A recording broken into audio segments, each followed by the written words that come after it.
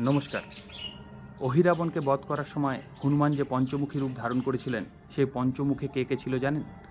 তিনি নিজে ছিলেন পূর্বমুখী হয়ে, যিনি জ্ঞান এবং বুদ্ধির উপর প্রতিনিধিত্ব করেন। তারপর দক্ষিণমুখী নরসিংহদেব, তিনি সাহসিকতা, নির্ভীকতা, সুরক্ষা এগুলোর উপর প্রতিনিধিত্ব করেন। তারপর ছিলেন পশ্চিমমুখী গরুড়, যিনি আধ্যাত্মিকতা এবং মুক্তির উপর প্রতিনিধিত্ব করেন। তারপর ছিলেন উত্তরমুখী বরাহ, যিনি সম্পদ এবং প্রাচুর্যের উপর প্রতিনিধিত্ব করেন। এবং সর্বশেষে ছিলেন হয়গ্রীব, যিনি ঊর্ধ্বমুখী এবং তিনি প্রতিনিধিত্ব করেন জ্ঞান এবং প্রজ্ঞার উপর। অর্থাৎ আধ্যাত্মিকতা, মুক্তি, সম্পদ, প্রাচুর্য, জ্ঞান, বুদ্ধি, নির্ভীকতা, সাহস সমস্ত কিছু আছে এই পঞ্চমুখী হনুমানে।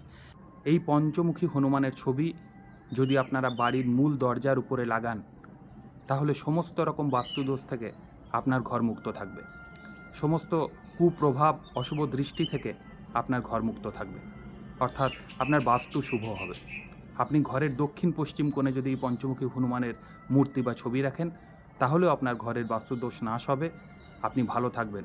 সমস্ত রকম অভাব, অনটন, অশুভ শক্তির হাত থেকে আপনারা মুক্ত থাকবেন, ভালো থাকবেন।